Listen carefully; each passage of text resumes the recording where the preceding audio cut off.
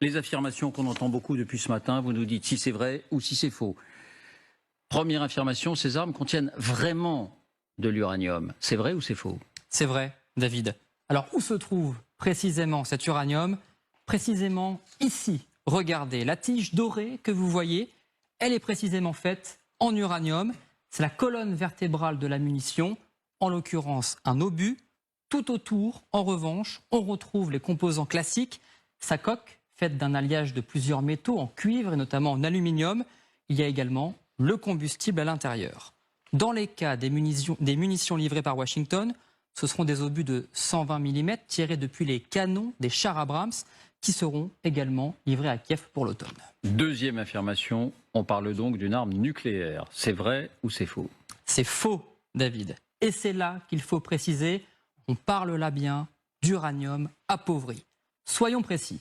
L'uranium naturel, lorsqu'il est prélevé dans les sols, est composé principalement de deux éléments chimiques, l'U-238 à 99,27%.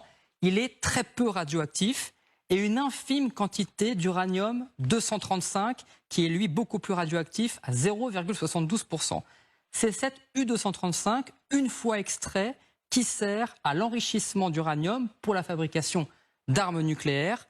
Et une fois qu'il a été prélevé de l'uranium naturel, il ne reste donc que des uranium-238 très peu radioactifs.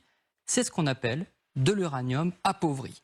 Et c'est précisément cet uranium appauvri avec lesquels sont fabriqués ces obus. Surtout, cela n'a rien à voir avec une arme nucléaire, car dans le cas d'une bombe atomique, ce sont ces fameux U-235 qui constituent l'explosif.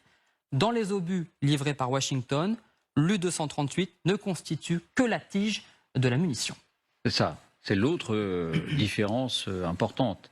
Il ne s'agit pas d'uranium qui va exploser. L'explosif lui-même n'est pas fait d'uranium.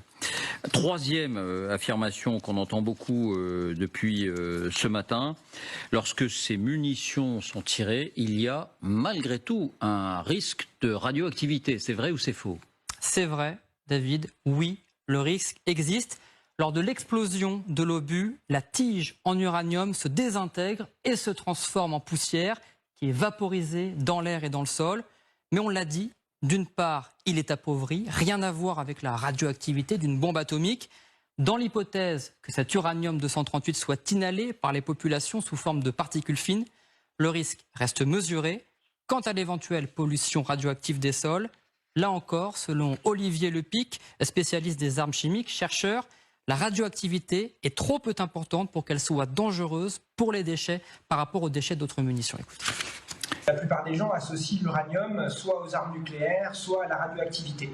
L'uranium appauvri est très peu radioactif. Aujourd'hui, sur le territoire de l'Ukraine, il y a des milliers de tonnes d'explosifs qui détonnent et qui auront des conséquences sur l'environnement en Ukraine pendant probablement plusieurs décennies. Ces quelques obus à uranium appauvri, ce n'est rien par rapport aux dégâts écologiques et environnementaux des munitions conventionnelles. Précisons que des enquêtes ont déjà été diligentées sur ces munitions. L'Agence internationale de l'énergie atomique va dans le même sens. Elle a enquêté sur cet uranium appauvri, car oui, ces munitions ont déjà été utilisées lors des guerres du Golfe, par exemple, ou encore en Yougoslavie dans les années 90. Et leur rapport est très clair. L'existence de résidus d'uranium appauvri dispersés dans l'environnement ne présentait pas de risque radiologique pour la population des régions touchées. Aucune enquête menée n'a établi de lien entre l'utilisation de ces armes et des cancers du poumon ou encore du tube digestif. Quatrième et dernière affirmation, ces munitions sont néanmoins interdites. C'est vrai ou c'est faux? Bien, c'est vrai et c'est faux.